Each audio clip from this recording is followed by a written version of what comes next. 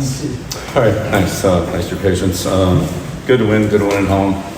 Always good to win at home. Proud of our team. It's kind of interesting two halves. Had a tough start offensively, and then kind of got things going a little bit in the second half.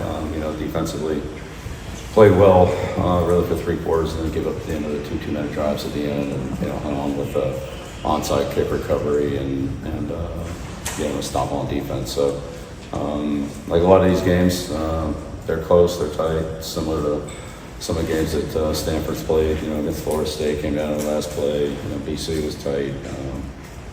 I scored at the end of the game to beat San Jose. So there's a lot of games like that in this conference, and that's what we're ready for. And fortunately, we made enough plays to come out on top today. And so it's a good feeling. Just a lot of things we can still improve on, keep working on, and that's what we'll do. Going forward, ready for Wake. Just where have you seen the emergence of Tyler come from?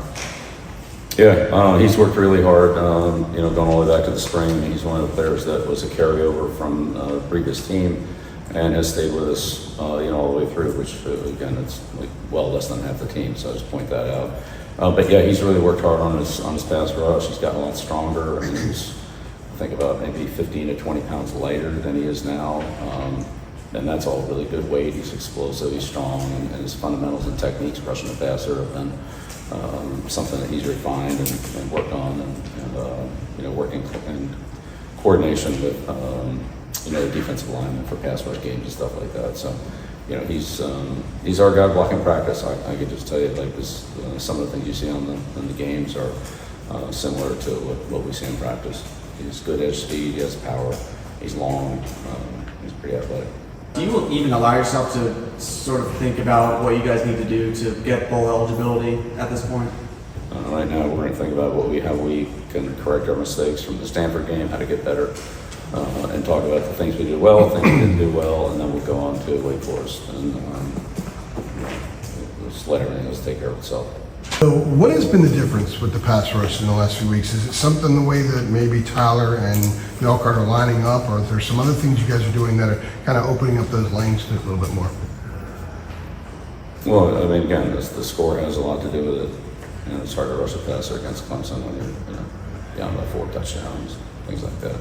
We're behind against Central Florida, so it's just hard to rush in those situations because they control the game. So the score has a lot to do with it. Long areas, obviously helps too. So it's a good team defense, good coverage, better rush. Would have been there previously if maybe the games had gone a bit differently? Look, I've said 1,000 times that we've improved significantly over the course of the season, individually and collectively.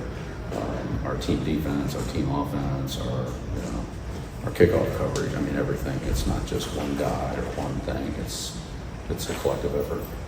How much of a lift do you think that's kind of providing you from a defensive standpoint to keep you guys in these games, and then relying on the offense to really make a couple plays to try to do?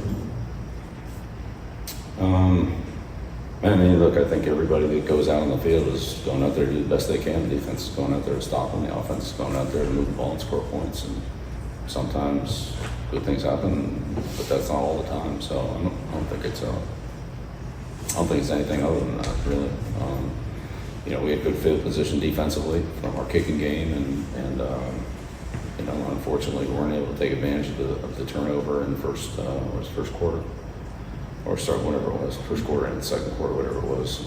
We weren't able to take advantage of the field position, and neither were they. On the fumble, they ended up missing a field goal and then scoring before the half. But we knew Stanford's a good 2-minute team. They showed that in the Florida State game. They showed it in the BC game. They showed it certainly in the San Jose game where they came from behind, to win. They showed it in the SMU game at the half. So we knew that was a big part of their offensive production, and they did a good job of it, better than we did until the very end. Was it more of like a discipline thing, or was it just maybe just the frustration of the game itself? Yeah, some of those penalties are just they're bad penalties, false starts. We had 2 or 3 of those lined up in the neutral zone once. So I don't know, that's probably a third of the penalties right there on stuff like that. And then the holding penalties and defensive pass interference. We knew they would call those tight. They called them pretty tight on both teams. They had a couple of DPIs and an OPI, I think. We had a couple too. So, we just got to do a better job of not contacting the receiver while the ball's in the air. But it was, those came up on both sides of the ball. But yeah, we had too many penalties, no doubt about it. We stopped ourselves too many times with and created long yard situations for ourselves. It wasn't them. It was, us on false starts and as I said, line up the neutrals on defense. Things that surrounded him and still come out, even the slow first half, and come out and put together a performance in the second half, kind of led you all to victory. How have you seen that characteristic out of him, and what have you seen him do, even this slow start, be able to do things in the second half? Yeah, I think Gio's a really competitive kid. He's a tough kid. You see him running the ball. He runs like a running back. He's not afraid to take a hit. Drop his shoulder and gain a couple extra tough yards. I mean, he's very, very tough, competitive guy. And look, not every play is a great play. Every play is not an 80-yard touchdown. I think that's part of being a quarterback, is coming back from, a 3 and out or a play that doesn't go the way you want it to go, and just block it out and move on to the next play. And really, that's what we all need to do, not just quarterback, but all of us. If things don't go well, then move on to the next play, figure out what went wrong when we come to the sideline or when we watch the film, and try to execute that to the next one. Then today, it was a slow start. I think it was only 47 total yards for you in the first half. But right out of Thanks the for gate, reminding me of that number. I appreciate I think that's that. right. I think that is right. Yes. but right out of the gate, you get your best drive of the game to start the second half. Like, what have you made of some of these slow starts and the way you've been able to regroup or adjust, or whatever you've been able to do at the half? We try to do that all the time. The TCU game was a fast start game for us. The Charlotte game was a fast start game for us. But we didn't necessarily sustain it. So I don't know if there's a correlation. Whether it was a pregame meal we ate or whether it was, something superstitious that counted for that. I don't really think that's what it was. We just have to, always try to play well early and try to play from ahead and, try to get off to a good start. We haven't done that lately, and we need to find a way to do that offensively. We definitely need to find that. So we'll keep working on it. What is it about Gio that makes you think he's got this? Even if he isn't playing well, I trust him that he's going to get it turned around. Yeah, I just think he gives us the best chance to win. That's why he's in there. Second row on the far right, coach. Hey, Coach. I know the game just ended, but with Wake Forest up next week, do you have any thoughts that come to your mind about them and what they give out their home field? Yeah, I've done a little preview work on them as we usually do prior to the game. Obviously, not in depth, but they're pretty good. I think that they are very well coached on defense. They have a good defensive scheme. Same thing in the kicking game. They're aggressive on special teams and offensively, they've been productive there too. Athletic quarterback and a lot of different things that we need to stop. So we know this is going to be a big challenge, especially going on the road, to play at Wake. I think they're a good football team. I think they're very well coached and disciplined, and we'll probably need to play our best game. Yeah, I think we've been confident all year. I don't think lack of confidence is a problem. We need to play better, do some things better, but I don't think it's a lack of confidence. I don't think we haven't been confident in any game. Some games we perform better than others, but I don't think we lack confidence. What do you attribute that to, and how have you seen your guys take advantage of those in recent weeks? Yeah, I think our guys have done a good job on some of the open field running opportunities they've had. Juju last week on the screen, with the stiff arm going down the sideline, and Jordan catching the ball, cutting back, hit the wheel route to pull it down the sideline. That was really just a play. It wasn't a catch and run play, but we had some catch and run plays. Kobe had the hitch pattern last week, ran it down to the 1 yard line. So just emphasizing running with the ball once in our hands on short routes or under routes, slants, things like that, and gaining those yards after the catch with good running skills. Those guys have done a good job of that. And our backs have done a good job when they've had a chance. We just didn't start it today.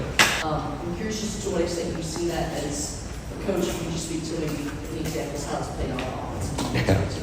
Yeah, no, I'm in 100%. I mean, first of all, I don't think everybody necessarily knew the name of the person who left or right from several weeks ago. So we've gotten to spend more time with each other, a lot of new faces, and try and find some combinations. We've got to move some people around, and so sure, trusting the person that's next to you and trusting the play. Sometimes the guy in front of you on defense is another. That's a high level of trust too.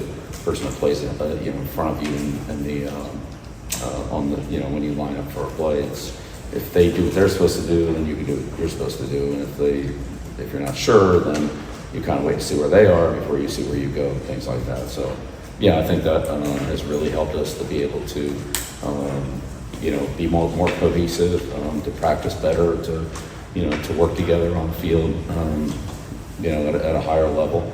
Both sides of the ball, they're very competitive in practice. We've gotten better consistently, and so that's we're going to try to keep doing that unity in the group, whether it's on the punt team or the kickoff team or the our dime defense or whatever it is. It all certainly has helped. I'm not saying we're there yet by any stretch, but it's definitely gotten better and it helps. And there's a lot of times where guys can just look over and they you guys out, yeah, I think that's what you're going to do, and what I mean.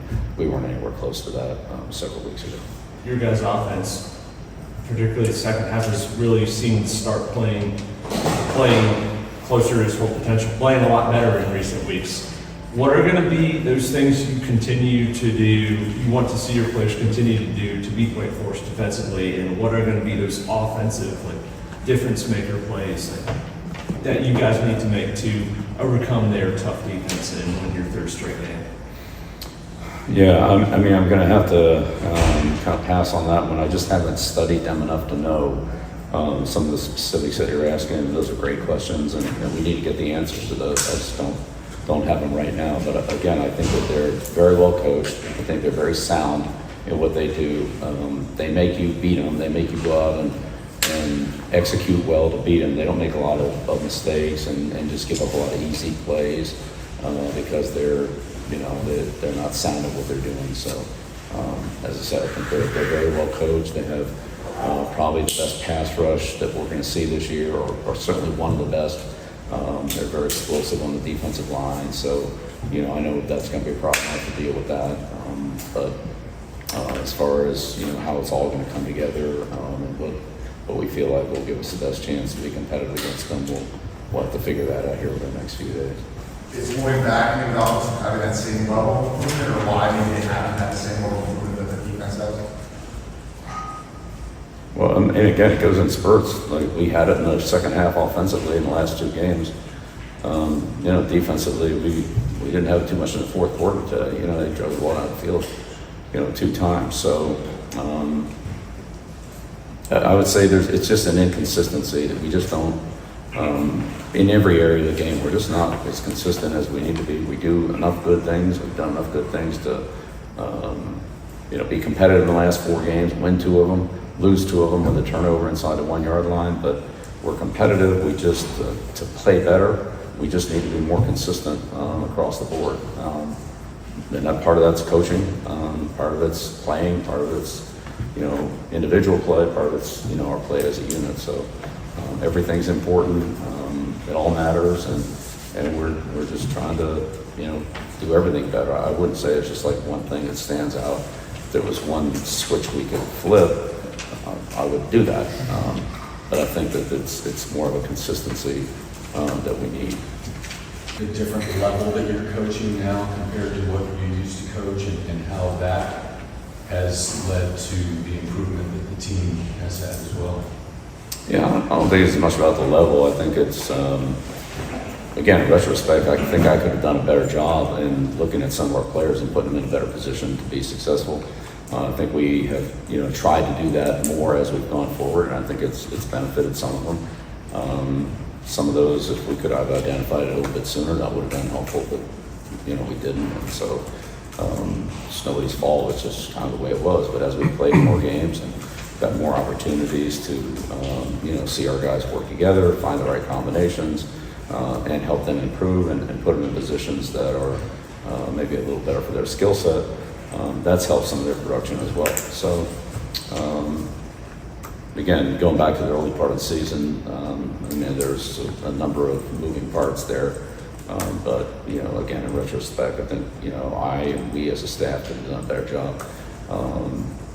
If we knew then what we know now, there's some things we would have done differently, but some of those we had to experience, and, you know, things we thought we could do, we didn't do very well. Other things that we maybe weren't sure we could do, we were actually able to do okay. So, you know, that's been part of our learning curve.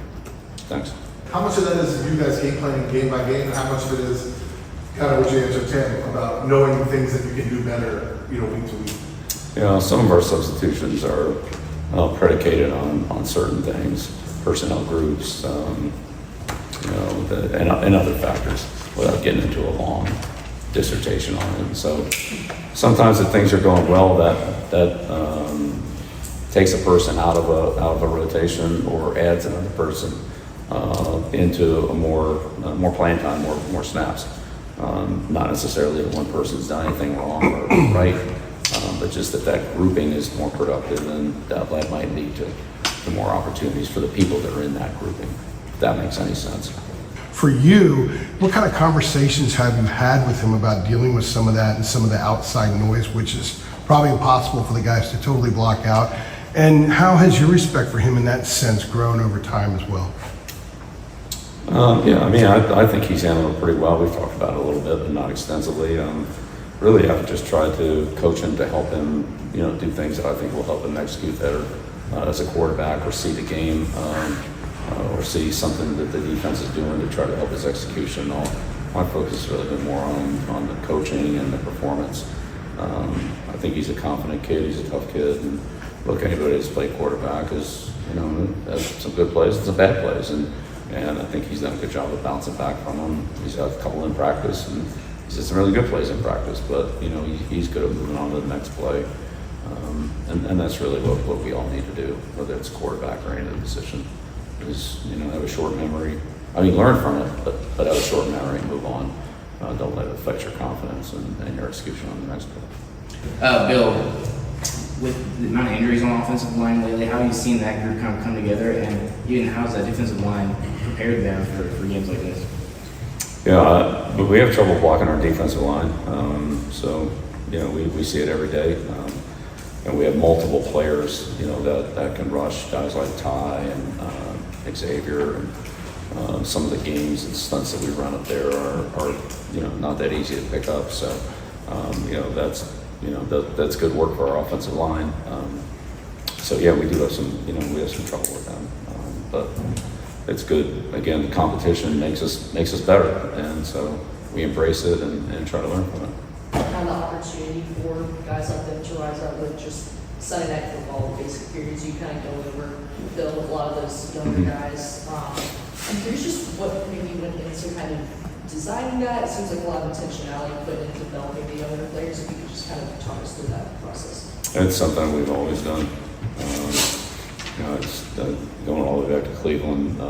You know, when Michael and I were there, we had the post-practice periods to see how the players improve. When your players who don't get a lot of playing time just run the other team's plays, it's hard for you to evaluate how they could actually run your plays, right? And so we created those periods and those opportunities for them to show how they were progressing, doing our stuff, not just running, you know, Virginia's plays and Syracuse's plays and Cal's plays and so forth, right? And so, you know, that's been a good measuring stick, I think, for me, to see how our guys are progressing in what we do.